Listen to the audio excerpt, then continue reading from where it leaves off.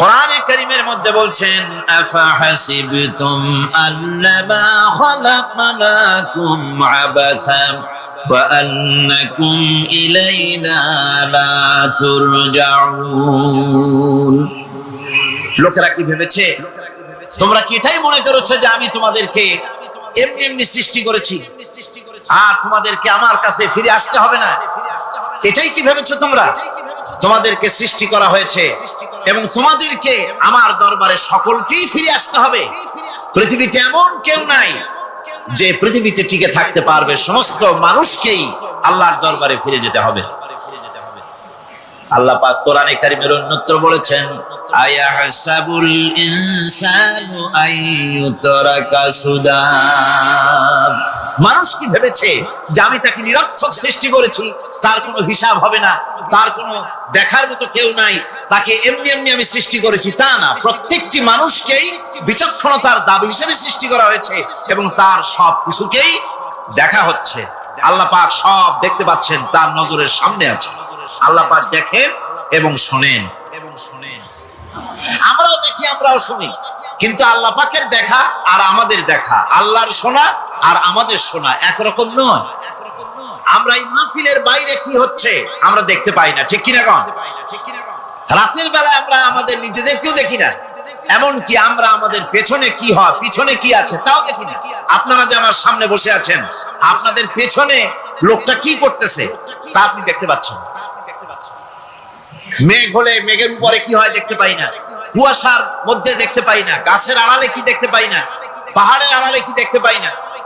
তারপরে শোনার ব্যাপারে একটা নির্ধারিত এলাকার আওয়াজ আমাদের কানে আসে, এর বাইরের কিছু আমরা শুনতেও পাই না। আল্লাহ রাব্বুল আলামিনের কি এরকম অবস্থা নাকি? কি বলেন, এরকম অবস্থা? আল্লাহ সব দেখতে পান, সব শুনতে পান, এমন তার চোখের সামনে কোন অবস্ট্রাকশন নাই, তার চোখের সামনে কোন জিনিস অন্তরায় হয়ে দাঁড়াতে পারে না। কেউ কোন জিনিস তার চোখের সামনে বাধার সৃষ্টি হতে পারে না, তাকে কেউ দেখতে পারে না, কিন্তু তিনি সবাইকে দেখতে পান। লা তুদরিকুহুল আবসার, তাকে কোন দৃষ্টিশক্তি তাকে দেখতে পাবে না। সমস্ত দৃষ্টিশক্তিকে তিনি দেখবেন, কিন্তু তাকে কেউ দেখতে পারবে না। সুবহানাল্লাহি ওয়া বিহামদিহি। সুতরাং তিনি সব দেখেন এবং সবই শোনেন। এই বিশ্বাস মানুষকে দায়িত্ববান বানায়। এই বিশ্বাস মানুষকে কি বানায়? জোরে গান, দায়িত্ববান বানিয়ে দেয়। আল্লাহ রাব্বুল আলামিন বলছেন আয়াহসাবু আল্লান ইয়াকদিরা আলাইহি আহাদ ইয়াকুলু আহলাকতু মালান লুবাদা আয়াহসাবু আল্লাম ইয়ারাহু আহাদ। মানুষ কি ধারণা করেছে তার উপরে কারো কোনো ক্ষমতা চলবে না? সে বলে আমি অনেক ব্যয় করেছি, আর সে ভেবেছে তাকে দেখার মতো কেউ নাই। আল্লাহ পাক বলেন দেখার জন্য অবশ্যই একজন আছেন, তিনি হচ্ছেন আল্লাহ রাব্বুল আলামিন। কে দেখতে পান? জোরে সরে বলেন, কে দেখতে পান? আল্লাহ পাক সব দেখেন, সব শোনেন। এমনকি সমুদ্রের অতল তলদেশে কোন পাথরের সাথে লাগানো, বালু কণার সঙ্গে লাগানো ছোট্ট একটি পোকা, যা মাইক্রোস্কোপ যন্ত্র ছাড়া দেখা যায় না, এমন ছোট্ট পোকাটিও যদি চিৎকার মারে ক্ষুধার যন্ত্রণায় বা পেটের যন্ত্রণায় বা কষ্টে পড়ে কোনো চিৎকার যদি মারে, সমুদ্রের কেউ শোনার কথা নয়, জমিনের উপরে কেউ শোনার কথা নয়, অন্তরিক্ষের কারো শোনার কথা নয়। আল্লাহ রাব্বুল আলামিন বলেন সেই ক্ষীণ আওয়াজটুকুনো তোমার আল্লাহ পাক শুনতে পান। সব তিনি শুনতে পান এবং দেখতে পান, তার চোখের সামনে সব রয়েছে। সুতরাং আসল কথা হচ্ছে মানুষেরা পরকালের চাইতে দুনিয়ার গুরুত্ব দেয় বেশি। বাল তুসিরুনাল হায়াতাদ দুনিয়া ওয়াল আখিরাতু খায়রুন ওয়া আবকা। তোমরা পার্থিব জীবনকে অগ্রাধিকার দিয়েছো, আর পরকাল হচ্ছে উত্তম এবং স্থায়ী। পরকাল হচ্ছে উত্তম। পৃথিবী একটা নিকৃষ্ট জায়গা, একটা ছোট্ট জায়গা পৃথিবী। এটার আরবি হচ্ছে কি বলুন তো? পৃথিবীর আরবি কি? দুনিয়া। এটাকে দুনিয়া, দুনিয়া শব্দটা এসেছে আত্মা শব্দ থেকে। তুচ্ছ, নিকৃষ্ট, এটা কোনো দাম নাই। আর এই জন্য হাদিস শরীফে এসেছে যে এই পৃথিবীর মূল্য যদি আল্লাহর কাছে মশার দানা তুল্য যদি হতো, তাহলে কাফেরকে এক ঢোক পানি আল্লাহ পাক গিলতে দিতেন না। আল্লাহর দৃষ্টান্তটা, হাদিস শরীফের দৃষ্টান্তটা লক্ষ্য করেছেন? এই পৃথিবীর মূল্য যদি একটা মশার দানার তুল্য যদি হতো, আপনাকে কেউ যদি 1 লক্ষ মশার দানা যদি কেউ আপনাকে জোগাড় করে দেয়, আপনি কয় টাকা দিয়ে কিনবেন? কম কথা বলতেছেন না, খুব আগ্রহ আছে কেনার নাকি? 4 আনা দিয়েও 4 পয়সা দিয়ে আপনারা কেউ কিনবেন না, যেহেতু মশার দানা 10 কোটি দানা আনি জোগাড় করে দেন, নদী করবোটা কি? কাজেই দৃষ্টান্তটা লক্ষ্য করুন যে এই পৃথিবীর মূল্য যদি আল্লাহ পাকের কাছে একটা মশার দানার তুল্য যদি হতো, তাহলে আল্লাহ রাব্বুল আলামিন কাফেরকে এক ঢোক পানি গিলতে দিতেন না। তার মানে এটার কোনো দাম নাই। তো যেটার দাম নাই সেটার দাম আমরা খুব বেশি দিয়েছি। আর পরকাল হচ্ছে স্থায়ী, চিরস্থায়ী জায়গা। সেই চিরস্থায়ী জায়গা আমরা মূল্য দেই নেই। যেমন আমরা দেহের মূল্যটা বেশি দেই, আত্মার মূল্যটা কম দেই। দেহটারে সাজাই বেশি। এই দেহটার জন্য দেখছেন অবস্থা, শীতকালে কত ক্রিম মাখে, পায়ে ভ্যাসলিন মাখে, মুখে ক্রিম মাখে, হাতে জেলি মাখে, তারপরে ঠোঁটে আরো কিছু মাখে, এরপরে এতগুলি মাইখা তারপরে জামা কাপড় সেন্ট আতর কত কিছু সমানে মাখতে থাকে শরীরের জন্য, এত যত্ন। তারপরে ভুরি ভোজন পাইকারি দরে খায়, জনমের মতো খায়। খাওয়ার চোটে পেট যায় একদিক, পাছা যায় আর একদিক, মাথা যায় আর একদিক, আস্তে আস্তে দুমবার সাইজ হয়ে যায় মানুষের বডিটা। যেই শরীরটার কোনো দাম নাই, কোনো মূল্য নাই। আপনারা সত্য করে বলেন, দামটা কার?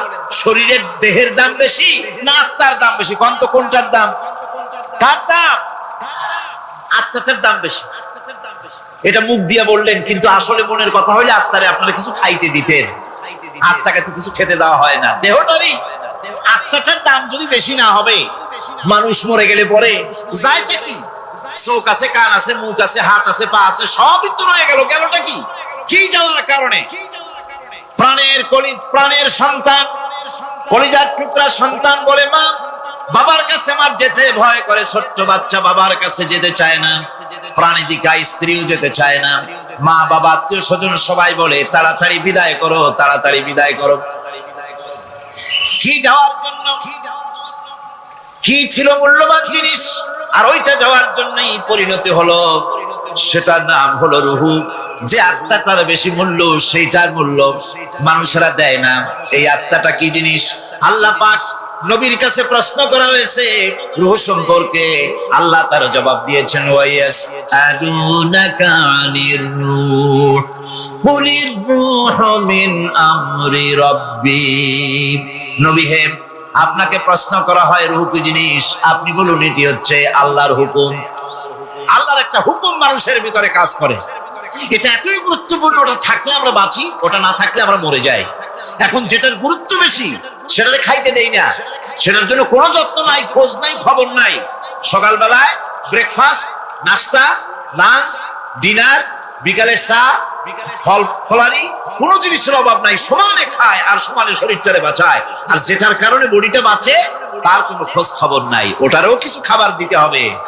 ওটারে কি খাওয়াবেন? ওটাই কি ফুলকপি খাবে? শীতের দিনে লাল শাক খাবে?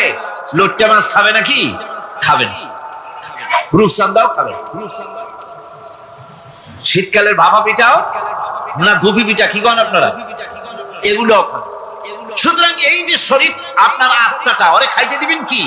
ও কচু খায় না, মূলাও খায় না, দুধও খায় না, পনিরও খায় না, ঘিও খায় না, মাছ গোশতও খায় না। যেহেতু এই আত্মাটা এসেছে রূহের জগৎ থেকে, তাই ওর খাদ্য এই পৃথিবীতে বানানো হয় নাই।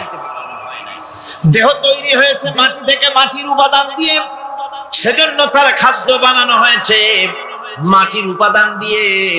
আর আত্মা যেহেতু এসেছে আল্লাহর কাছের থেকে, রূহের জগৎ থেকে, সেজন্য আল্লাহ রাব্বুল আলামিন আত্মার খাদ্য পাঠিয়েছেন লৌহ মাহফুজ থেকে। খাদ্যের নাম হচ্ছে তেলাওয়াতে কোরআন। তেলাওয়াতে কোরআন। কোরআনে কারীম তেলাওয়াতে আত্মার সমৃদ্ধি হতো। কোরআনে কারীমের তেলাওয়াত অনুধাবন, এর দ্বারা আত্মার সমৃদ্ধি হতো। যেহেতু কোরআন হচ্ছে রূহের খোরাক, সেই খোরাক দেওয়া হচ্ছে না তাকে। কাজে আমি বলতেছিলাম যে যে জিনিসের মূল্য বেশি আমরা তার মূল্য দিতে জানি না, যেটার মূল্য কম সেটার মূল্য দেই বেশি। অনুরূপ ভাবে এই পৃথিবীর কোন দাম নেই, আল্লাহ পাক বলছেন সেই জিনিসটার মূল্য আমরা বেশি দিলাম, আর পরকালের চিন্তা আমাদের দিল থেকে উবে গেল। এজন্য আল্লাহ রাব্বুল আলামিন বলেন, ইন্নাল্লাযীনা লা ইউমিনুনা বিল আখিরাতি যায়্যান্না লাহুম আ'মালাহুম ফাহুম ইয়ামাহুন। যারা পরকালের প্রতি ঈমান আনে না, পরকালকে যারা বিশ্বাস করে না, তাদের ক্রিয়াকাণ্ডকে তাদের কাছে চিত্তাকর্ষক বানায় দেওয়া হয়, আর এভাবে তারা পথভ্রষ্ট হয়ে যায়। দুনিয়া তাদের কাছে বেশি মজা লাগে, দুনিয়াটা বেশি ভালো লাগে। ভাই হুজুর, তাফসীরের মাহফিল ভালো লাগে, আবার যখন কীর্তন শুনতে যাই, সিনেমা দেখতে যাই, তাও খারাপ লাগে না, তাও ভালো লাগে। মিলাদ শরীফও ভালো লাগে, কীর্তনও ভালো লাগে, ওয়াজ মাহফিলও ভালো লাগে, গানও ভালো লাগে, সিনেমাও ভালো লাগে। এই যে দুই জিনিস ভালো লাগে, এটা হলো মুনাফিকি রোগ। এটা কি রোগ বলেন না সবাই? এটা কি রোগ? মুনাফিকি রোগ। ঈমানের স্বাদ যখন নষ্ট হয় তখন এই অবস্থার সৃষ্টি হয়। বিষাক্ত সাপ যখন মানুষকে দংশন করে, রাতের অন্ধকারে বিষাক্ত সাপে মানুষকে দংশন করেছে, ওঝা আনা হলো, ওঝা এসে সর্বপ্রথম টেস্ট করবে যে সাপটা কি বিষাক্ত না এমনি সাধারণ সাপে তাকে দংশন করেছে, সাপটা কি ধরনের। এটা টেস্ট করার জন্য সাপে কাটা রোগীর মুখে ওঝা মুখের মধ্যে খুব ঝাল মরিচ অথবা লবণ এটা দেয়। দিলে পরে সে যদি বলে পানি পানি লাগে, খুব ঝালওয়ালা মরিচ কিন্তু মুখে পানি পানি লাগে, বুঝতে হবে বিষাক্ত সাপে কামড়িয়েছে। আর যদি ঝালকে ঝাল বলে, লবণকে লবণ বলে, তিতকে তিতো বলে, তাহলে বোঝা যাবে বিষাক্ত সাপে কামড়ায় নাই।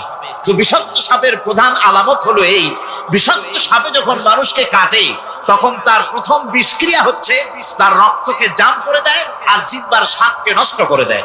এই পৃথিবীতে যত বিষাক্ত সাপ আছে সবচাইতে মারাত্মক আর বিষাক্ত সাপ হচ্ছে শয়তান। সবচাইতে বিষাক্ত সাপ কি? এই শয়তান যাকে ওয়াসওয়াসা দেয়, শয়তান যাকে দংশন করে, শয়তান যারে ফুটবল বানাতে পারে, সর্বপ্রথম তার ঈমানের স্বাদ নষ্ট করে দেয়। তখন আখিরাত ভালো লাগে না, তখন মসজিদ ভালো লাগে না, তখন ওয়াজ মাহফিল ভালো লাগে না, তাফসীর মাহফিল ভালো লাগে না, তখন সিনেমা পছন্দ হয়, গান পছন্দ হয়, মেলা পছন্দ হয়, সাংস্কৃতিক অনুষ্ঠান, নাচ, উল্টাপাল্টা কাম, এই সমস্ত পছন্দ হয়।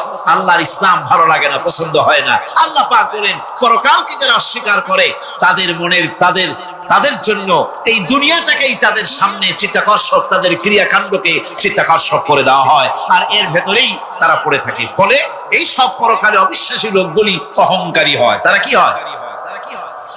আল্লাহ পাক বলেন, ফাল্লাযীনা লা ইউমিনুনা বিল আখিরাতি কুলুবুহুম মুনকিরাতুন ওয়া হুম মুস্তাকবিরুন। পরকালের প্রতি যারা ঈমান আনে না, পরকালকে যারা বিশ্বাস করে না, তাদের মন সত্য কথাকে অস্বীকার করে, আর এই লোকগুলি অহংকারী হয়ে যায়, ধরাকে সরাক জ্ঞান করে। কি হনুরে এই অবস্থার সৃষ্টি হয়ে যায়। সে মনে করে যে পৃথিবী আমার, উলট পালট করে দে মা, লুটে পুটি খাই। পরকালে বিশ্বাস নাই, যা খুশি সে তখন তা করতে থাকে এবং অহংকারী হয়ে যায়। পরকালীন জীবনের অস্বীকৃতি আজকে নতুন কিছু নয়। আজও এক শ্রেণীর লোক আছে যারা বলে পরকাল বলে কিছুই নাই, আল্লাহ সম্পর্কে বলে দেয়ার ইজ নো গড, স্রষ্টা বলতে কিছু নাই, পরকালকেও বিশ্বাস করে না এমন লোক আমাদের দেশে আছে কিনা? কোন যেরকম আছে কিনা? যথেষ্ট তৈরি হয়েছে এবং বর্তমান সময় বেশি তৈরি হয়েছে। অতীতের কোন সময় ইসলাম আর মুসলিম সেন্টিমেন্ট এত আহত হয় নাই যত এই কয়েক বছরের মধ্যে হয়েছে, ঠিক কিনা? পরকালকে অস্বীকার করেছে, কোরআন শরীফকে আগাগোড়া সংশোধনের কথা বলেছে, আল্লাহকে মিথ্যাবাদী বলেছে। নাউজুবিল্লাহ পড়েন না কেন? নাউজুবিল্লাহি মিন যালিক। আল্লাহকে মিথ্যাবাদী বলা হয়েছে, কোরআনের সংশোধনের দাবি উঠেছে। মাদ্রাসার ভেতরে ডাকাত দুষ্ট পয়দা হয় বলা হচ্ছে। এভাবে করে তারা আল্লাহকে অস্বীকার করেছে, কোরআনকে অস্বীকার করেছে, পরকালকে অস্বীকার করছে। পরকালকে সেই অতীতের যুগের কাফেররাই অস্বীকার করে নাই, বর্তমান যুগেরও এক শ্রেণীর লোকেরা, তারা আবার মুসলমান নামধারী, নাম মুসলমানি নাম লাগানো আছে, পরকালকে তারা অস্বীকার করছে। এদের ভিত্তি হচ্ছে এই, তারা বলে ইন হিয়া ইল্লা হায়াতুনাদ দুনিয়া ওয়া মা নাহনু বিমাবউসিন।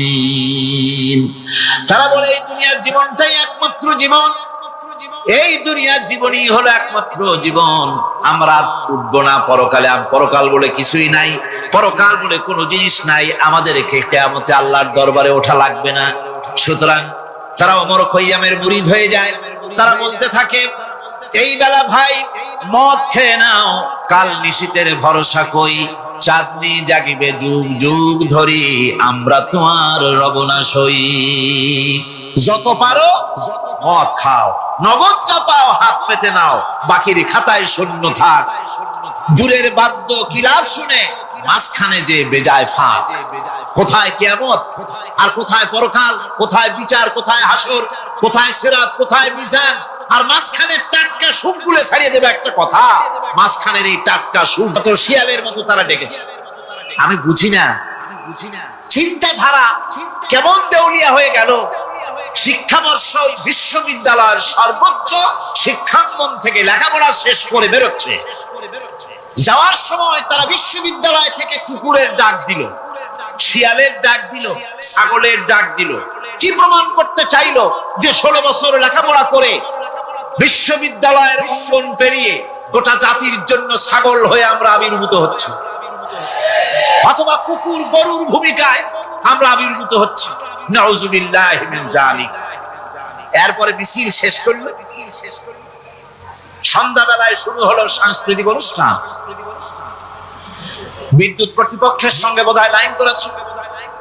সন্ধ্যা 7:30টার সময় মঞ্চ তৈরি আছে, গান হচ্ছে, আনন্দ ফুর্তির শেষ নাই। সামনে সব মেয়েরা বসা, যারা দিনের বেলা ওই ধরনের কাপড় চোপড় পরে ছেলেদেরকে উস্কায়, ছেলেগুলিও তাদেরকে উস্কায়। মাঝখানে তারা বসা, চতুর্দিকে ছেলেরা দাঁড়ানো। হঠাৎ করে লাইট বন্ধ হয়ে গেল, বিদ্যুৎ চলে গেল। এখন সাংস্কৃতিক অনুষ্ঠান কি কায়দায় হচ্ছে, কত প্রকার হচ্ছে, কিভাবে হচ্ছে? নাউযুবিল্লাহি মিন যালিক। পুলিশেরা বলেছে বিদ্যুৎ যখন এলো, মেয়েগুলিকে অনেক মেয়ে পাওয়া গেছে, কাপড় নাই, পেটিকোট নাই, উলঙ্গ, তাদেরকে ধরে ধরে উঠানো হয়েছে হোস্টেলে। পরের দিন সকাল বেলায় মাঠ ভর্তি ভাঙা কাচের চুড়ি, ভ্যানিটি ব্যাগ, চশমা, কাপড় চোপড় ছিড়িয়ে ছড়িয়ে চতুর্দিকে পড়ে আছে। এই হলো শিক্ষা। নাউযুবিল্লাহি মিন যালিক। আমি কসম করে বলতে পারি, বিশ্ববিদ্যালয়ে যদি কোরআন শরীফের তাফসীর পড়ানো হতো, হাদিস শরীফ যদি পড়ানো হতো, কেউ কেউ বলবেন কোরআন হাদিস তো পড়ানো হয়, বিশ্ববিদ্যালয় কলেজে পড়ানো তো হয়। আমি তো জানি সিলেবাসে 10টা 5টা হাদিস আছে, 2-4 লাইন কোরআন শরীফ আছে, এর কোনো মানে নাই।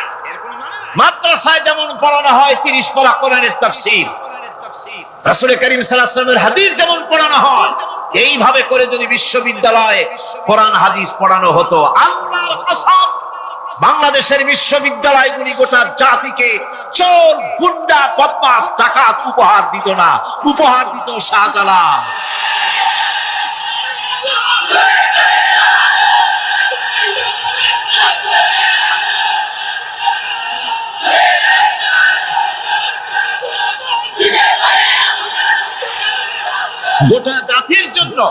গোটা জাতির জন্য বিশ্ববিদ্যালয় সমূহ উপহার দিতে পারত। উপহার দিত শাহ মাকদুম, শাহজালাল, খান জাহান আলী, উপহার দিতে পারত খাজা মঈনুদ্দিন চিশতি, উপহার দিতে পারত খালিদ বিন ওলীদ, উপহার দিত সালাউদ্দিন আইয়ুবী। আল্লাহ পাক তাদের সকলের প্রতি রহম করুন, জোরে বলেন আমিন। এরকম উপহার গোটা জাতিকে তারা দিতে পারত, কথা ঠিক কিনা গান? সুতরাং পরকালকে অস্বীকার করাই হচ্ছে এর মূলভূত কারণ। সেকুলার শিক্ষা ব্যবস্থা হচ্ছে এর মূলভূত কারণ। এই জন্য কোরআনে কারীম আল্লাহ পাক বলছেন, লাইসাল বিররা আন তুওয়াল্লু ওয়ুজুহাকুম কিবালাল মাশরিকি ওয়াল মাগরিব, পূর্ব পশ্চিমে কয়বার মাথা ঘুরালা, এইটাই তোমার পূর্ণবান সৎ কাজ হওয়ার এটা নমুনা নয়। প্রকৃতপক্ষের সৎ কাজ হচ্ছে আল্লাহ বিশ্বাস করা এবং পরকালে বিশ্বাস ভিত্তিক জীবন গড়া। ওই কাফেররা বলতো, وقالوا ما هي إلا حياتنا الدنيا نموت ونحيا وما يهلكنا إلا الدهر। আল্লাহ রাব্বুল আলামিন বলেন, এই কাফেররা বলতো দুনিয়ার জীবনটাই তো আসল জীবন, আমরা মরবো না, আমরা এখানেই থাকবো, এই জীবনটাই হলো আসল জীবন, এখানেই বাঁচবো, এখানেই মরবো, আমরা পরকাল বলে কোনো জিনিস নাই, আমাদের কোনো ওঠা লাগবে না, যা কিছু হয় যুগের আবর্তন ছাড়া কিছুই হয় না। শুধু তাই নয়, এই প্রশ্ন কাফেরদের মনের ভিতরে মারাত্মক আকার ধারণ করলো। তারা বলল, আইদা মিতনা ওয়া কুন্না তুরাবান যালিকা রাজউম বাঈদ, আমরা মাটির সাথে মিশে যাব, আমরা মরে যাব, মাটির সঙ্গে মিশে যাব, তারপরে আমাদেরকে জীবিত করা হবে। এটা তো জ্ঞান বহির্ভূত কথা, এটা তো মাথায় ঢোকে না, কথাটা কেমন? তারা এভাবে অনেক প্রশ্ন করত। ফাকালু আইদা কুন্না ইযামান ওয়া রুফাতান আইন্না লামাবউসুনা খালকান জাদীদা, আমরা মরে যাব, গলে যাব, পচে যাব, হাড্ডি গুড্ডি মাটির সাথে মিশে যাবে, এরপরে আমাদেরকে নতুন করে সৃষ্টি করা হবে। এটা জ্ঞান বহির্ভূত কথা, এটা মাথার মধ্যে আসে না। কে আমাদেরকে চিন্তা করবে মরে যাওয়ার পর? আল্লাহ রাব্বুল আলামিন বলছেন, দেখো আল্লাহ পাক কোরআনে কারীমের ভিতরে যুক্তি দিয়ে বুঝাচ্ছেন যে অবশ্যই তোমাদেরকে আবার জিন্দা করা হবে, তোমাদেরকে উঠতে হবে। তোমরা এই পৃথিবীর অবস্থা পর্যবেক্ষণ করো, তাকায় দেখো আকাশের দিকে, জমিনের দিকে লক্ষ্য করে দেখো।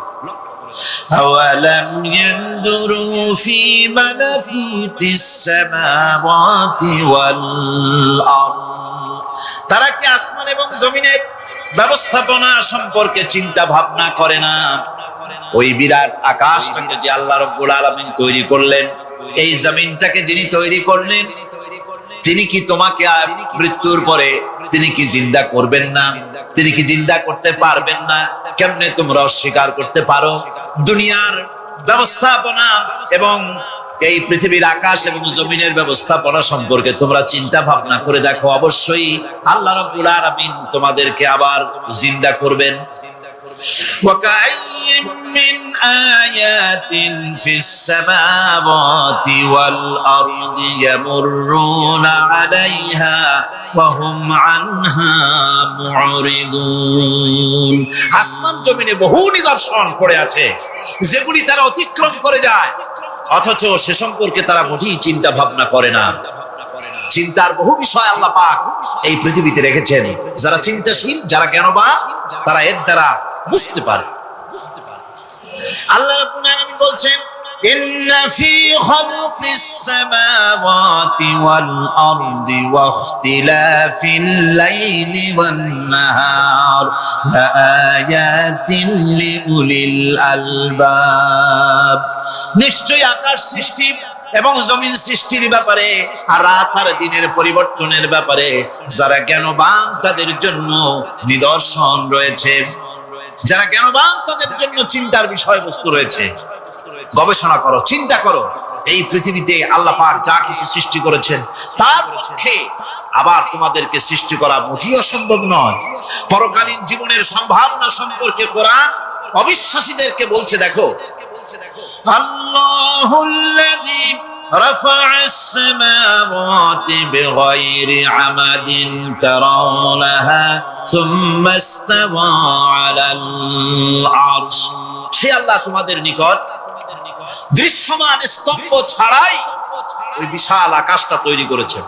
যারা পরকাল আছে বলে উঠতে হবে একথা যারা বিশ্বাস করে না, তাদের ব্যাপারে আল্লাহ পাক এই যুক্তি দিচ্ছেন, দেখো এই বিশাল যে আকাশটা, এই আকাশে কোনো খুঁটি আছে? কথা বলেন না কেন? এই আকাশে কোনো খুঁটি আছে? কোন রকমের খুঁটি ছাড়াই ওই বিশাল আকাশটা কে বানিয়েছেন? জোরে চিৎকার দিয়ে বলেন, কে বানাইছেন? এই যে শামিয়ানা, একটা বিশাল প্যান্ডেল, এই প্যান্ডেলে খুঁটি আছে না নাই? শুধু আছে না, একটা দুইটা না, জনমের মতো খুঁটি আছে। চতুর্দিকে তাকায় দেখে কত খুঁটি। একটা শামিয়ানায় শত শত খুঁটি লাগতেছে কাপড়টা ধারণ করবে বলে। কি ধারণ করবে? কাপড়। আর অত বড় বিশাল আকাশ, সেই আকাশটার কোনো খুঁটি আছে? আল্লাহ পাক বলছেন কোন দৃশ্যমান খুঁটি ছাড়াই এত বড় বিশাল আকাশটা তোমার মাথার উপরে দাঁড়িয়ে আছে এবং আল্লাহ পাক আরশের উপরে দীপ্তমান হয়ে আছে। এগুলি দেখেও কি তোমার মাথার মধ্যে কোনো চিন্তা আসে না যেটা কি করে সম্ভব? অনেকে তো এমন আছে শিক্ষিত লোক, তারা আবার বলে কি, কয় যে না আকাশ বলে কিছু নাই, ওই অনেক দূরে তো সেই জন্য নীলা নীলা দেখা যায়, আসলে কিছু নাই। আকাশ, কোরআনে কারীমের মধ্যে আকাশ সম্পর্কে যে কথা বলা হয়েছে, বিশাল, যার কোনো কুল নাই, কিনারা নাই, মহাশূন্য। আমি সামনে বলবো আকাশ সম্পর্কে কথা আসতেছে। আল্লাহ পাক বলছেন দেখো ওই বিশাল আকাশটাকে আমি সৃষ্টি করে রেখেছি, কোনো খুঁটি লাগাই নেই। তোমার মতো তো ছোট্ট মানুষ সৃষ্টি করেছি, মরে যাওয়ার পর মাটির সাথে মিশে যাবা, আবার তোমাকে যে আমি উঠাবো এ ব্যাপারে তোমার চিন্তার মধ্যে দুর্বলতা আসলো কেন? যে সেই আল্লাহ রাব্বুল আলামিন তোমাকে উঠাতে পারবেন না? وسخر الشمس والقمر كل يجري لأجل مسمى। তিনি চন্দ্র সূর্যকে আজ্ঞাবর্তী করেছেন, প্রত্যেকেই তার নির্দিষ্ট সময় সীমা মতো চলাফেরা করতেছে। তুমি তো ছোট একটা মানুষ, অত বড় বিশাল সূর্যটা, বিরাট চন্দ্রটা, সব গতিমান আল্লাহর হুকুমে সব চলাফেরা করতেছে, কত ঠিক কিনা?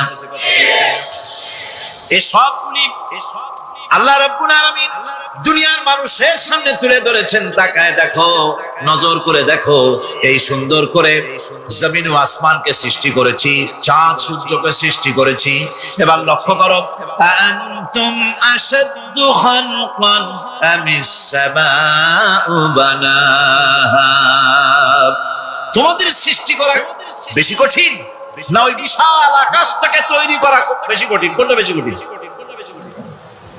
কত বড় বিশাল আকাশটাকে যিনি সৃষ্টি করলেন, তিনি তোমার মতো মানুষকে সৃষ্টি করতে পারবেন না? বা যিনি একবার বিনা মডেলে তোমাকে তৈরি করলেন, আল্লাহ কি সুন্দর দৃষ্টান্ত দিচ্ছেন, আনতুম আশাদ্দু খালকান আমিস সামাউ বানাহা।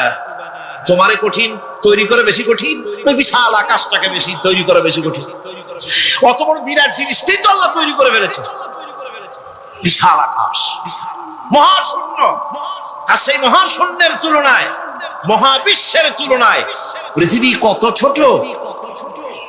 আমাদের সবচাইতে কাছে বিজ্ঞানীরা হয়রান হয়ে যাচ্ছে আকাশের চিন্তা করে, মহাকাশ চিন্তা করে ক্রমান্বয়ে হয়রান হয়ে যাচ্ছে।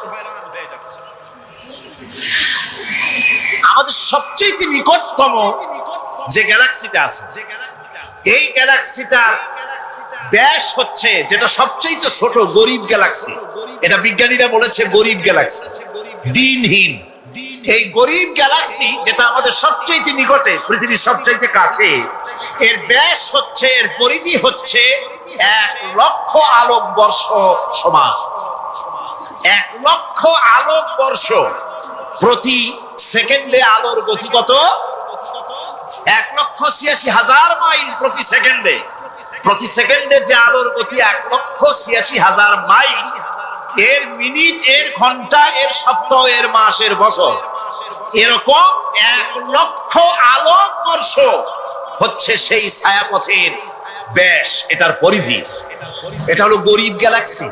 আর এই গ্যালাক্সিতে বাস করে 10,000 কোটি তারকা। বিজ্ঞানীরা বলছেন যে তারকাগুলি সূর্যের চাইতে লক্ষ কোটি গুণে অনেক কোটি। সুবহানাল্লাহ। তাহলে মহাকাশ সম্পর্কে চিন্তা করে মানুষ আজ অবাক হয়ে যাচ্ছে, চিন্তায় হয়রান হয়ে যাচ্ছে।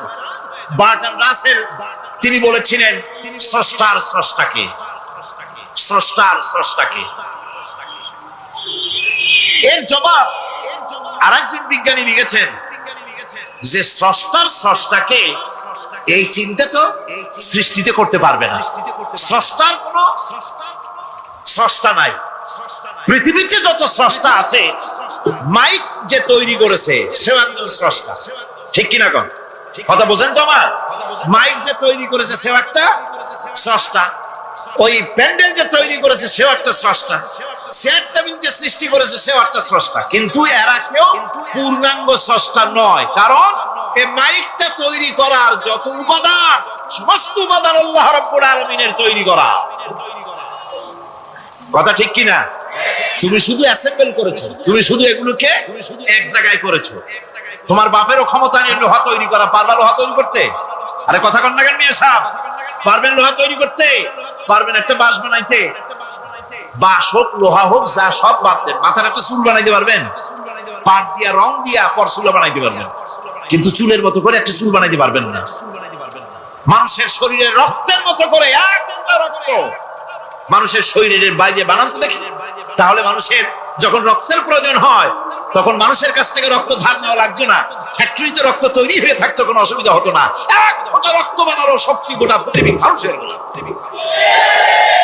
সুতরাং তোমরা স্রষ্টা হলেও তোমরা হচ্ছ নাকের স্রষ্টা। ধার করো, অন্যের জিনিস ধার করে বানাও। মুকাম্মাল স্রষ্টা হচ্ছেন কে? আসল স্রষ্টা কে? এরকম বললে হবে না, গায়ের সমস্ত শক্তি দিয়ে বলেন আসল স্রষ্টা কে? ওই বিজ্ঞানী বলছেন যে বার্টন রাসেল বলছে স্রষ্টার স্রষ্টাকে। স্রষ্টার স্রষ্টা তুমি খুঁজে পাবে না, তোমার মাথায় ঢুকবে না। আগে সৃষ্টি চিন্তা করো।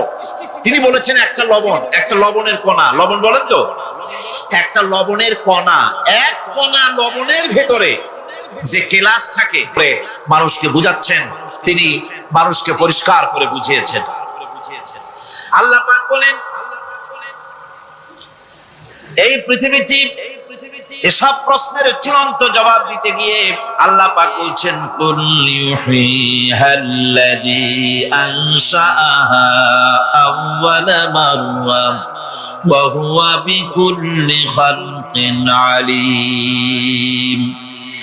বলে দাও তোমাদের মৃত্যুর পরে সেই আল্লাহ রাব্বুল আলামিন তোমাদেরকে জিন্দা করবেন, যিনি তোমাদেরকে প্রথমবারে তৈরি করেছিলেন। প্রথমে যিনি সমস্ত জিনিস সৃষ্টি করেছেন, ওই আল্লাহ রাব্বুল আলামিন তোমাদেরকে আবার জিন্দা করবেন। আর এসব জিনিসকে খেল তামাশার বিষয়বস্তু করে তৈরি করা হয় নাই। সমস্ত জিনিসের পেছনে বিরাট উদ্দেশ্য কাজ করেছে, একটা লক্ষ্য নিয়ে, সামনে নিয়ে, উদ্দেশ্য নিয়ে আল্লাহ তৈরি করেছে। আল্লাহ পাক বলছেন ওয়ামা খালাকনাস সামাওয়াতি ওয়াল আরদা ওয়ামা বাইনাহুমা লাঈবিন। এই পৃথিবীতে আকাশ, ওই বিশাল আকাশ এবং জমিন এবং এর মধ্যস্থিত কোন জিনিসকে আমি খামোখা তৈরি করি নাই, খেল তামাশার বিষয়বস্তু হিসাবে তৈরি করি নাই। যারা নাকি জ্ঞানবান, যারা বুদ্ধিমান, তাদের সম্পর্কে আল্লাহ বলেন আল্লাযীনা ইয়াযকুরুনাল্লাহা কিয়ামান ওয়া কুউদান ওয়া আলা জুনুবিহিম ওয়া ইয়াতাফাক্কারুনা ফি খালকিস সামাওয়াতি ওয়াল আরদ রব্বানা মা খালাকতা হাযা বাতিলা সুবহানাকা ফাকিনা আযাবান নার। যারা নাকি জ্ঞানবান, যারা চিন্তাশীল, যারা শুধু পাইকারি দরে খায় আর ঘুমায় না, যারা চিন্তা ভাবনা করে, তারা দাঁড়ানো অবস্থায়, বসা অবস্থায়, সব অবস্থায় আকাশ জমিন রাত দিনের পরিবর্তন, মানব সৃষ্টি, সব কিছু চিন্তা গবেষণা করে বলে রব্বানা মা খালাকতা হাযা বাতিলা, এ কোনো কিছুই তুমি নিরর্থক ভাবে সৃষ্টি করনি, সবগুলোই তুমি বিশেষ উদ্দেশ্য নিয়ে তৈরি করেছো। ফাকিনা আযাবান নার, সুতরাং আমাকে জাহান্নামের আগুন থেকে তুমি রক্ষা করো, আমাকে তুমি রক্ষা করো। আমরা সবাই বলি আমিন। চিন্তাশীল এবং গবেষক যারা, তারা এভাবে চিন্তা ভাবনার মাধ্যমে এ সব কিছু তারা বুঝতে পারে যে এই পৃথিবী খেল তামাশার বিষয় নয়। এই পৃথিবীকে আল্লাহ পাক এমনি এমনি তৈরি করেন নাই, দুনিয়ার মানুষগুলিকেও খামোখা সৃষ্টি করেননি, এর পেছনে বিরাট উদ্দেশ্য কাজ করেছে এবং আমাদের সকলকে আল্লাহ রাব্বুল আলামিনের কাছে হাজির হতে হবে। সুতরাং এই পৃথিবীতে দুনিয়ার চাইতে অগ্রাধিকার দিতে হবে আখিরাত। দুনিয়ার চাইতে অগ্রাধিকার দিতে হবে কোনটাকে বলে? আখিরাতের অগ্রাধিকার দিতে হবে। আল্লাহ পাক বলছেন ওয়ামা হাদিহিল হায়াতুদ দুনিয়া ইল্লা লাহুন ওয়া লাইবুন ওয়া ইন্নাদ দারাল আখিরাতা লাহিয়াল হায়ানু লাউ কানু ইয়ামালুন। এই দুনিয়া হচ্ছে নিছক খেল তামাশা, এটা কিছুই নয়। জীবনের প্রকৃত আবাসস্থল হচ্ছে আখিরাত। এই দুনিয়া একটা মোহ, এই মোহের পেছনে মানুষেরা ঘুরছে, বিবি বাল বাচ্চা এর পেছনে ঘুরছে। অথচ এই বিবি বাল বাচ্চা কিয়ামতের দিন মুসিবত হয়ে দাঁড়াবে মানুষের জন্য। একটা মোহর মধ্যে মানুষ পড়ে আছে, খেল তামাশার ভিতরে পড়ে আছে। আল্লাহ পাক বলছেন কুল মাতাউদ দুনিয়া কালিলুন ওয়াল আখিরাতু খায়রুল লিমান ইত্তাকা। বলো দুনিয়ার সমস্ত সম্পদ খুবই নগণ্য, আর যে ব্যক্তি পরকালকে বিশ্বাস করে, পরকালের কামনা করে, সেই খোদাভীরু লোকদের জন্য পরকাল হচ্ছে প্রকৃত আবাসস্থল। সেই জায়গাটাই হলো আসল জায়গা। ওই জায়গার জন্য কিছু তৈরি করতে হবে। কোরআনে কারিমে রব্বুল আলামিন বলছেন আরাদিতুম বিল হায়াতিদ দুনিয়া মিনাল আখিরাহ ফামা মাতাউদ দুনিয়া ফিল আখিরাতি ইল্লা কালিল। তোমরা কি পরকালের জীবনের বিনিময় এই দুনিয়ার জীবনটাই বেশি পরিতুষ্ট হয়েছে? অথচ দুনিয়ার জীবনের সুখ সম্পদ তো পরকালের তুলনায় খুবই নগণ্য। পরকালের সুখ অনেক বেশি, পরকালের দুঃখটা অনেক বেশি, সুখটাও অনেক বেশি। পরকালটা স্থায়ী। সুতরাং দুনিয়া মোহে না পড়ে পরকালের জন্য জীবনটাকে পরকাল ভিত্তিক জীবন তৈরি করো। আল্লাহ পাক বলছেন ফাম্মা মান তাগা ওয়া আসারাল হায়াতাদ দুনিয়া ফাইন্নাল জাহিমা হিয়াল মাওয়া। অথবা যে ব্যক্তি বিদ্রোহ করেছে এবং দুনিয়ার জীবনকে অগ্রাধিকার দিয়েছে, তার জায়গা হচ্ছে জাহান্নাম। জোরে বলেন নাউজুবিল্লাহ।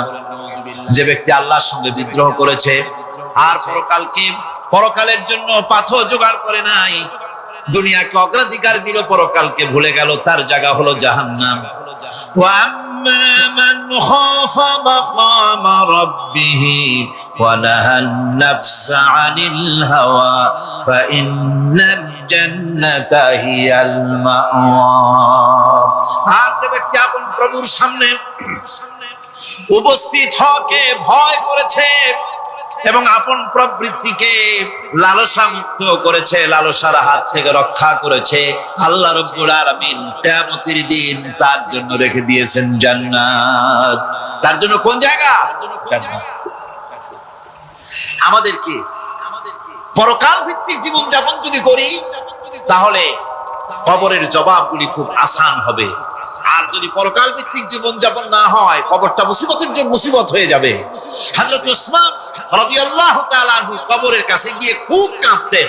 সাহাবায়ে কেরাম প্রশ্ন করেছেন, হুজুর রাসূল করিম সাল্লাল্লাহু আলাইহি ওয়াসাল্লাম যখন জান্নাত ও জাহান্নামের ওয়াজ করেন তখনও তো এত বেশি আপনি কাঁদেন না, যত বেশি কাঁদেন কবরের কাছে এসে। কারণ কি?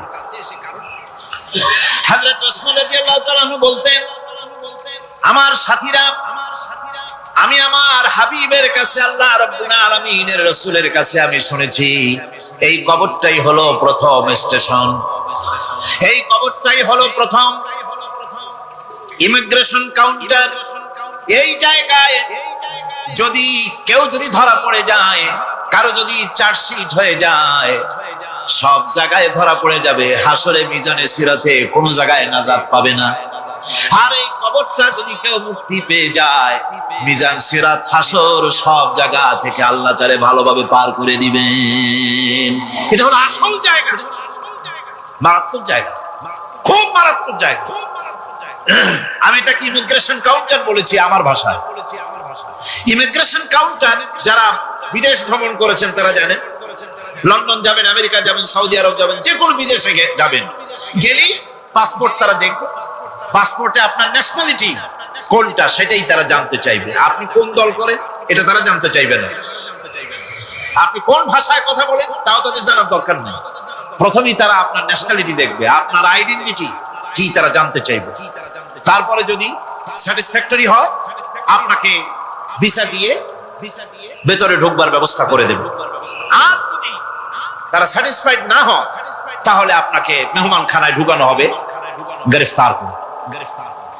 আপনি আন্দাজ এখানে আসছেন এই জন্য খবর হচ্ছে এ ধরনের একটি ইমিগ্রেশন কাউন্টার। কবরের ভিতরে মানুষ যখনই রাখা হবে সঙ্গে সঙ্গে দুজন ফেরেশতা আসবে। কবরের কাছে যারা এসেছিল দাফন হয়ে যাওয়ার পর এই লোকগুলি 40 কদম যেতে যতক্ষণ লাগে এর মধ্যেই দুজন ফেরেশতা এসে যাবে। এসে জিজ্ঞেস করবে, মান রব্বুকা, তুমি কোন দল করতে? ওটা তাদের জানার দরকার নেই। চাকরি কিসে করতেন ওটা জানার দরকার নেই। ব্যবসা করতেন না চাকরি করতেন প্রয়োজন নেই। প্রথমেই জিজ্ঞাসা করা হবে ন্যাশনালিটি, প্রথমেই জিজ্ঞাসা করা হবে তার ন্যাশনালিটি সম্পর্কে, তার আইডেন্টিটিটা কি, এবং সেটাকে সত্যায়িত করার জন্য বোঝার জন্য 3টি প্রশ্ন। প্রথম প্রশ্ন, মান রব্বুকা ওয়া মা দীনুকা ওয়া মান নাবিয়ুকা, তোমার রব কে, তোমার দ্বীন কি, তোমার নবী কে। যদি এই ব্যক্তি বেঈমান হয়, মুনাফিক হয়, সে বলবে হায় হাতা লা আদরি, হায় হাতা লা আদরি, জানি না আমার রবকে, আমি জানি না। তোমার দিন কি, দিন কারে কয় বুঝি না। এরপরে আল্লাহর নবী জনাবে মুহাম্মদ রাসূলুল্লাহ সাল্লাল্লাহু আলাইহি ওয়াসাল্লাম কে দেখানো হবে, বলা হবে মা কুনতা তাকুলু ফি হাদার রাজুল, এই ব্যক্তি সম্পর্কে তোমার ধারণা কি নিকে, বলবে আমি চিনি না। নাউযুবিল্লাহ। বাস এরপরে তার যা হবার তাই শুরু হয়ে যাবে। আর যদি বান্দাটা মুমিন হয়, প্রশ্ন করা হবে মান রব্বুকা, জবাব দেবে রব্বি আল্লাহ, আমার রব আল্লাহ রাব্বুল আলামিন। ওয়া মা দীনুকা, দীনুনা ইসলাম, আমার দিন হচ্ছে ইসলাম। এরপরে আল্লাহ নবীকে দেখানো হবে। কয়েক রকমের বর্ণনা আছে, কোন বর্ণনায় আছে হুজুরের আকারে দেখানো হবে অথবা রাসূলকে সরাসরি দেখানো হবে। বলা হবে মা কুনতা তাকুলু ফি হাদার রাজুল, এই লোকটি সম্পর্কে ধারণা কি। মুমিন ব্যক্তি বলবে হাদা নবিয়ুনা মুহাম্মাদুর রাসূলুল্লাহ সাল্লাল্লাহু আলাইহি ওয়াসাল্লাম, ইনি আমার তো সেই নবী মুহাম্মাদুর রাসূলুল্লাহ সাল্লাল্লাহু আলাইহি ওয়াসাল্লাম। আমরা যদি এই রকমের জবাব দিতে পারি, আল্লাহ কবুল করো। সকলে জোরে বলেন আমিন। জবাব হয়ে যাওয়ার পর গায়ব থেকে আওয়াজ আসবে, ফাফরিসু বিল জান্নাতি ওয়ালবিসু বিল জান্নাহ, ও আমার ফেরেশতারা আমার এই বান্দাকে জান্নাতের পোশাক পরায়া দাও আর কবরটাকে জান্নাতের বিছানা বিছায়া দাও। জান্নাতের পোশাক পরায়া দাও, জান্নাতের বিছানা বিছায়া দাও। ইলা মাদ্দা বাসারিহি, তার চোখের দৃষ্টি যত দূর যায় কবরটা ততটা প্রশস্ত করে দাও।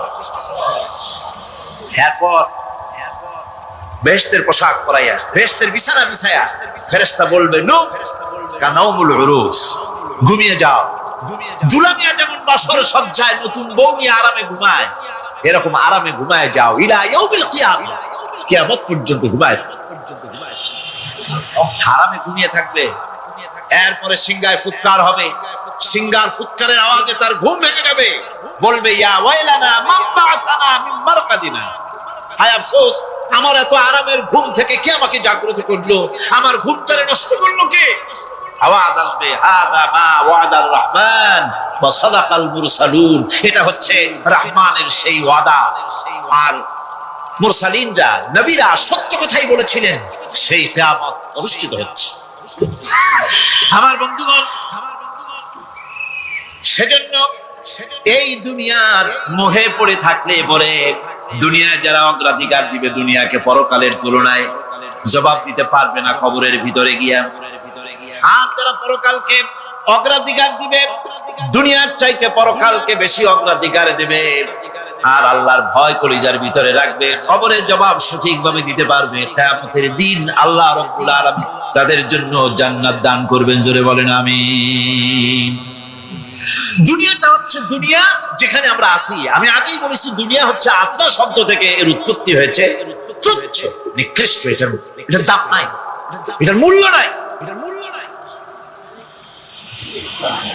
হযরত ইবনে কাইয়িম রাহিমাহুল্লাহ নওয়ারাল্লাহু মারকাদাহু ওয়া জাআলাল জান্নাতা মাসওয়াহু, হযরত ইবনে কাইয়িম তিনি বলছেন, সুন্দর করে বলছেন, দুনিয়া সুন্দর।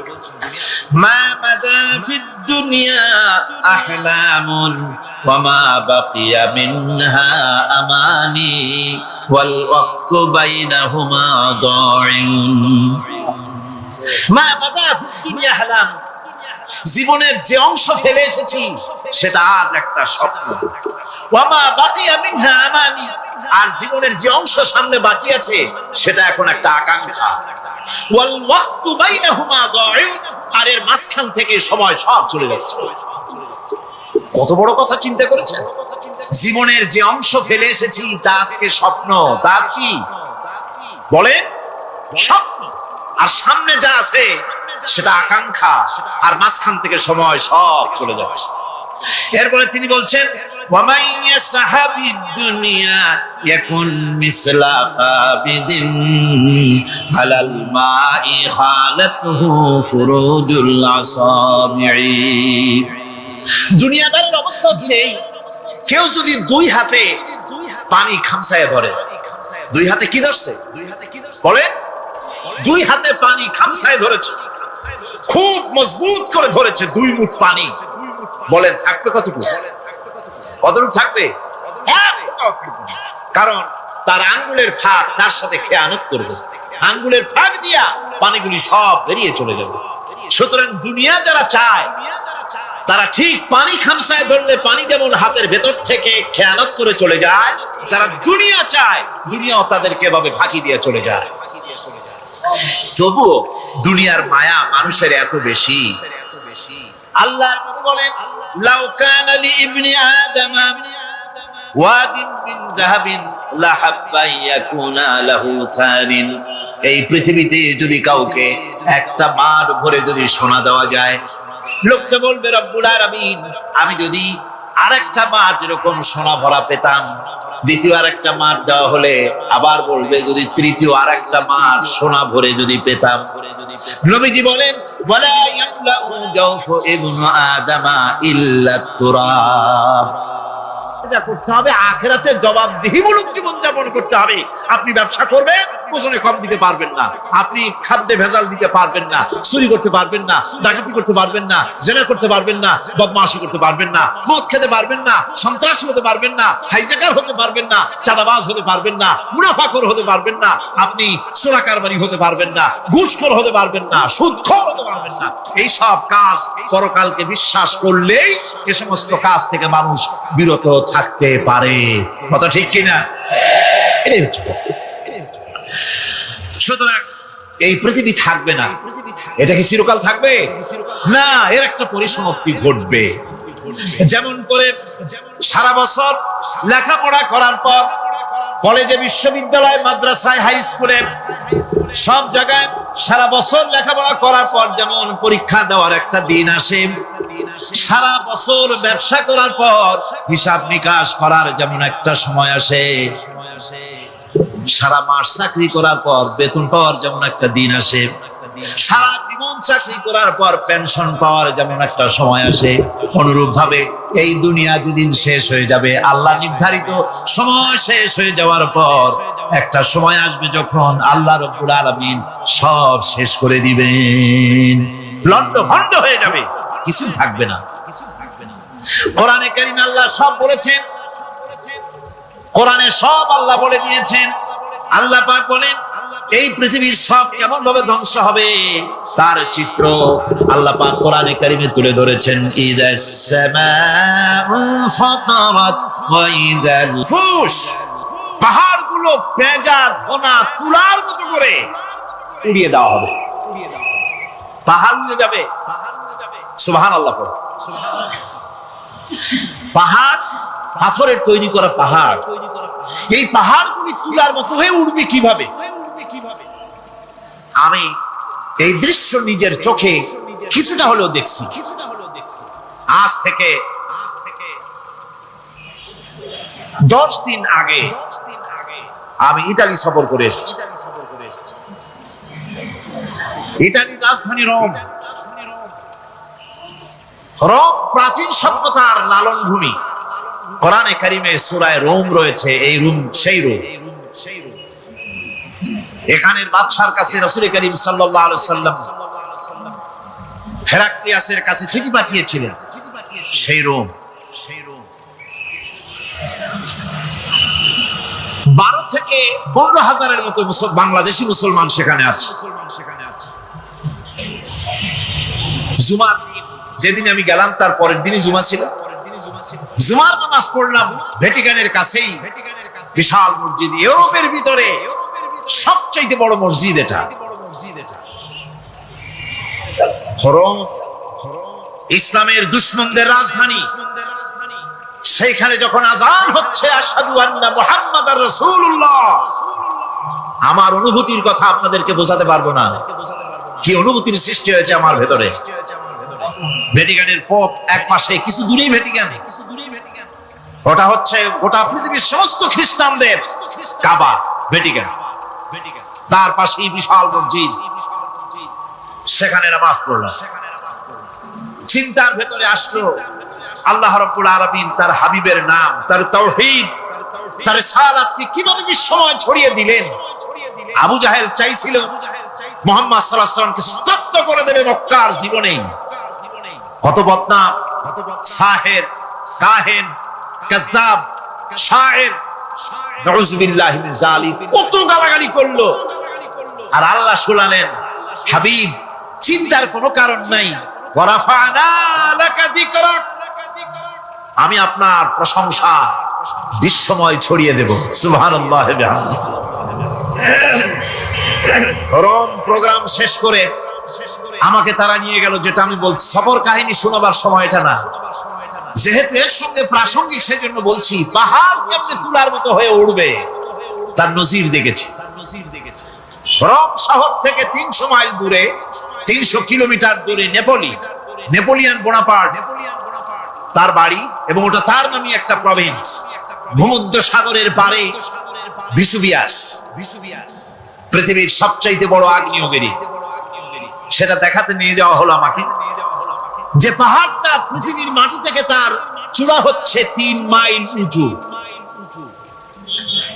এর 2 মাইল গাড়িতে করে ঘুরে ঘুরে যাওয়া যায়, এরপর আর গাড়িতে যাওয়া যায় না, বাকিটুকুন যেতে হবে হেঁটে হেঁটে। পাহাড়ের উপরে অক্সিজেন কম, বেশ কষ্ট হচ্ছিল উঠতে। জীবনে প্রথম পাহাড়ে চড়েছি, জাবালে নূর, রাসূল করিম সাল্লাল্লাহু আলাইহি সাল্লামের উপরে যেখানে ওহী হয়েছিল সর্বপ্রথম। পাহাড় চড়ার একটা অভিজ্ঞতা ওখান থেকে আমার কিছুটা হয়েছিল। খুব কষ্ট হলো বাকি 1 মাইল উঠতে। যখন ভিসুভিয়াসের একদম শীর্ষে চলে গেছি, সেখানে গিয়ে আমার সাথে 15-20 জন লোক ছিল। আমি নিজেই আল্লাহু আকবার বলে আমার গলা থেকে আওয়াজ বেরিয়ে গেল। আমি দেখতে পেলাম ভিসুভিয়াসের শীর্ষে বিশাল গর্ত। আমার মনে হয় গর্তটা এই মাঠের 1/4 হবে, এই মাঠের 1/4 হবে গর্তটা। সেই গর্তটার গভীরতা হচ্ছে 1.5 কিলোমিটার। এইখান থেকে পাথরগুলি উত্থিত হয়েছে, আগ্নেয়গিরি পাথর আগুনে গলে লাভা হয়ে এগুলি পাহাড় বেয়ে উপচে পড়েছে, চতুর্দিকে 12 মাইল ছড়িয়ে গিয়েছে। আমার মনে পড়লো ওয়াকুদুহান নাস ওয়াল হিজারা, জাহান্নামের আগুনের ইন্ধন হবে মানুষ আর পাথর। আমি সেখানে সেজদায় পড়ে গিয়া কান্নাম আর বললাম, আল্লাহ জাহান্নামের আগুন হারাম করে দিও আমাদের জন্য। পাথর কিভাবে গললো, গলে পাথরগুলি গলে পুড়ে চতুর্দিকে পড়েছে আর ছিটকেছে, চতুর্দিকে ছিটকে পড়েছে। সেই পাথরগুলি ছিটকে ছিটকে যেগুলি পুড়ে পড়েছে সেগুলিকে দূরে সাদা রঙের বলে মনে হয়, কোনোটা সাদা কোনোটা কালো, মনে হয় যেন তুলার মতো হয়ে পড়ে আছে চতুর্দিকে। 1944 সনে তৃতীয়বারের মতো বিশ্ববিদ্যালয় অগ্নিগিরি যে অগ্নি উৎপাত করে তাতে আশেপাশের 12 মাইল এলাকা এফেক্টেড হয়ে যায়। পাথরগুলি গলে এভাবে বিধ্বস্ত করে দিয়েছে। এখান থেকে এখানে জোহরের নামাজ, আসরের নামাজ আমরা পড়লাম, আল্লাহর কাছে খুব দোয়া করলাম। এখনো ধোঁয়া উঠতেছে, এখন পাহাড়ের ফাটল দিয়ে ধোঁয়া উঠছে। একজন হাত দিয়ে আমাকে বলল যে খুব গরম লাগে ধোঁয়াগুলি। ওখানকার লোকেরা বলল যে ভেতরে এখনো আগুন আছে, তবে সুপ্ত, যে কোনো মুহূর্তে আবার তা জাগ্রত হতে পারে। আমরা সেখান থেকে নেমে এলাম। একটু কিছু দূর গিয়েই সেখানে হলো পম্পেই শহর। এই পম্পেই শহরটা হচ্ছে ঈসা আলাইহিস সালামের জন্মের 2000 বছর আগে এই শহর তৈরি হয়। ঈসা আলাইহিস সালামের জন্মের 179 বছর পর ভূমিকম্প হয়। সেই ভূমিকম্পে গোটা পম্পেই শহরটা পৃথিবীর মানুষের চোখের আড়াল হয়ে যায়, ধ্বংস হয়ে যায়, মাটির তলায়। আজ থেকে 200 বছর আগে মাটি খনন করতে গিয়ে এই শহর আবিষ্কৃত হয়। পুরো শহরটা খুঁড়ে তারা বের করেছে। 180 হেক্টর জমিনের উপরে এই বিশাল শহর। ঘুরে ঘুরে দেখলাম, গাড়ি চলে না সেখানে, পায়ে হেঁটে দেখতে হলো। প্রশস্ত রাস্তা। আজ থেকে 4000 বছর আগের মানুষেরা রাস্তা বানাতে জানতো পাথর দিয়ে, এবং রাস্তার দুধারে তাদের ছিল ফুটপাত, পানির ব্যবস্থা, নগরায়নের সব রকমের সুযোগ সুবিধা। তারপরে সেখানে বিচারালয়, এরপরে দোকানপাট, বাজার ঘাট, সবকিছুর ব্যবস্থা রয়েছে। বিশাল বিশাল পাথরগুলি দিয়ে পিলার তৈরি করা। ভাবলাম এই পিলারগুলি, এই পাথরগুলি তারা কিভাবে ক্রেন ছাড়া এত উপরে উঠালো কি করে, আমার মাথায় আসলো না। পাথর কেটে কেটে সুন্দর সুন্দর অঙ্কন শিল্প তারা করেছে। এরপরে ঘুরতে ঘুরতে বাদশা রাজার বাড়িতে গিয়ে ঢুকলাম। সেখানে গিয়ে দেখলাম উলঙ্গ এত মূর্তি পাথরের তৈরি করা। পাথর কেটে কেটে দেওয়ালে যৌন মিলনের এমন কোন অশ্লীল ছবি নাই যা তারা সেখানে তৈরি করে নাই। উলঙ্গ মূর্তি আর উলঙ্গ যৌন মিলনের অসংখ্য ছবি দিয়ে এই এলাকা ভরা। তখন আমি বুঝলাম আল্লাহর গজব হওয়ার কারণটা কি, এই শহরটা মাটির নিচে হলক হয়ে যাওয়ার কারণটা কি। আল্লাহ পাক জেনা ব্যভিচার যে দেশে বেশি হয় আল্লাহ পাক বরদাস্ত করেন। দুশ্চরিত্র যে দেশের মানুষ দুশ্চরিত্র হয়ে যায়, জেনা ব্যভিচার বেশি হতে থাকে, আল্লাহ হলক চলে যায়, গজব দেয়। এই গজব এক এক সময় এক এক রকমের হয়ে আসে। কখনো মাটির নিচে দাবায় দেয়, কখনো মহামারী, কোন দেশে কলেরা, কোন দেশে জলোচ্ছ্বাস, কোথাও ভূমিকম্প, আর সর্বশেষ এই জেনা ব্যভিচারের জন্য আল্লাহ পাকের চূড়ান্ত এই যৌনতার অশ্লীলতার জন্য চূড়ান্ত গজব বর্তমান বিশ্বের জন্য এইডস। আল্লাহ পাক এই গজব দিয়েছে। বন্ধুগণ, আমি সেই জায়গা, আমি সেখানে যা দেখলাম যে আল্লাহ পাক পাহাড়গুলিকে কিভাবে উড়াবেন, এটা অস্বীকার করার কোনো উপায় নাই। বিশ্বাস তো করতামই। তবে হযরত ইব্রাহিম আলাইহিস সালাম যেমন বলেছিলেন, রব্বি আরিনি কাইফা তুহিল মাউত, আয় আল্লাহ তুমি মরাকে জিন্দা করবে কেমনে?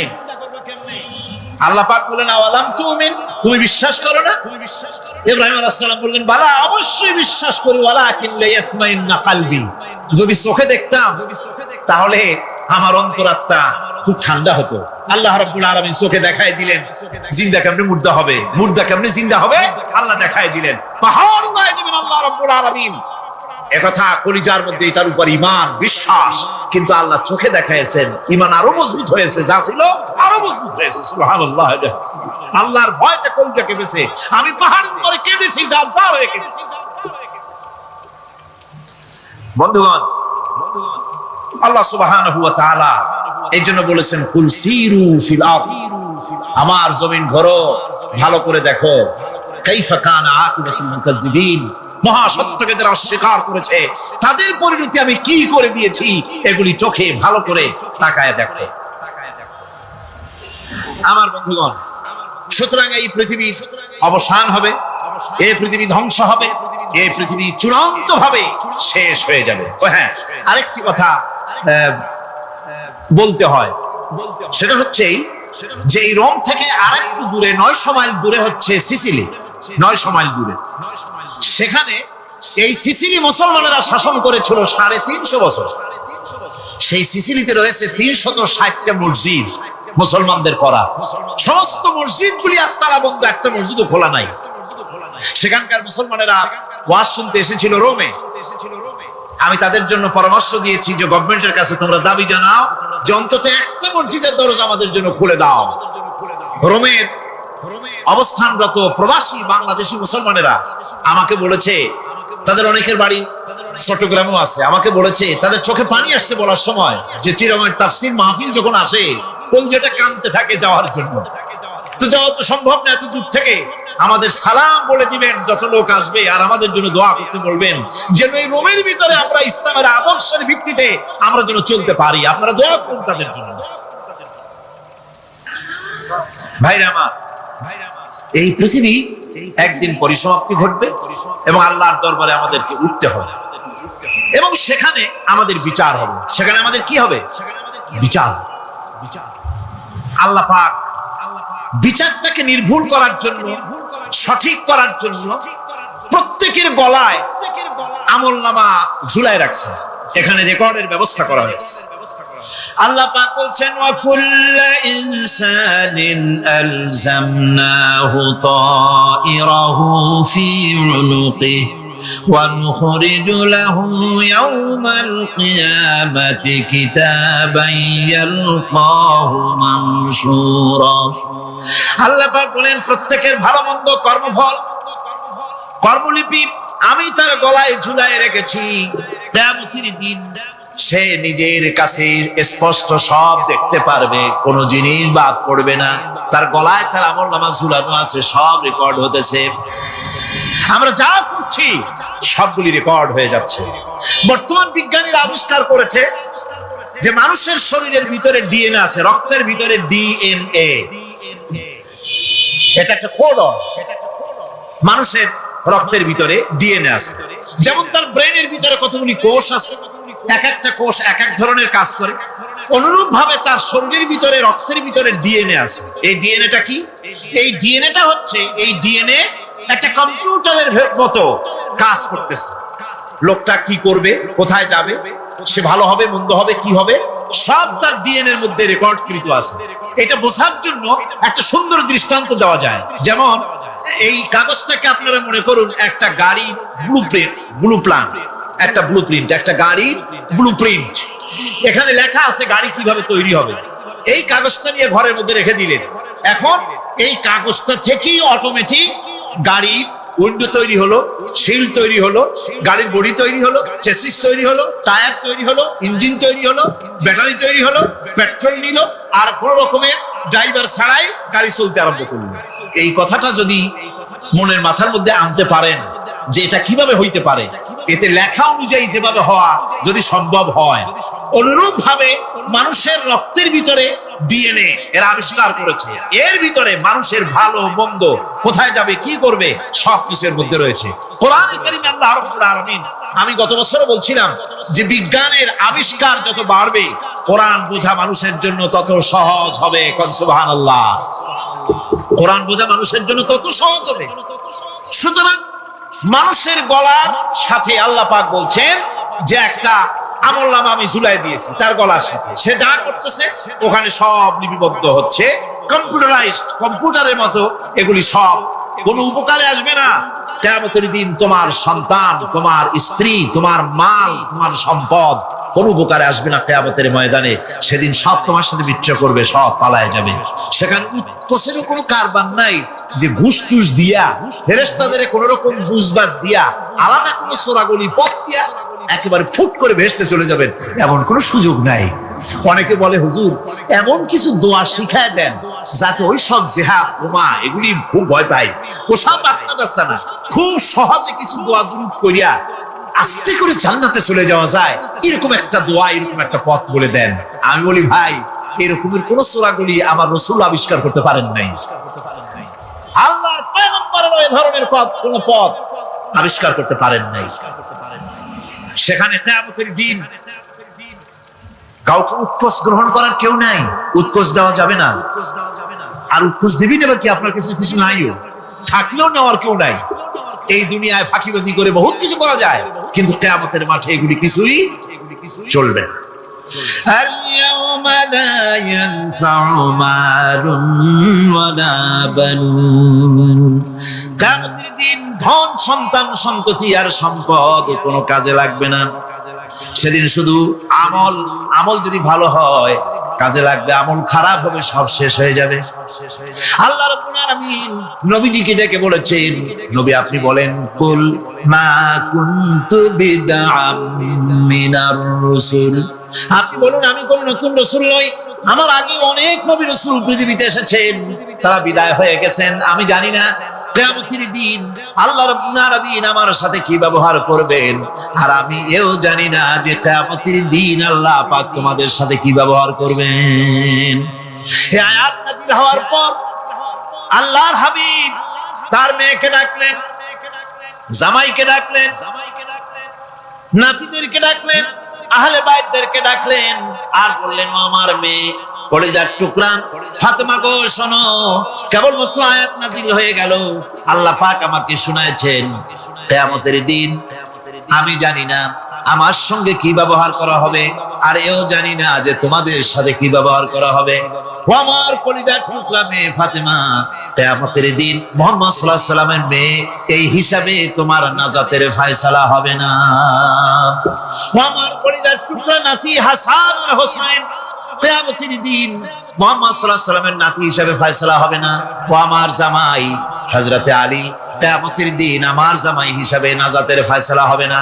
আমল যদি ভালো হয় ফয়সালা ভালো হবে, জান্নাতে চলে যাবে।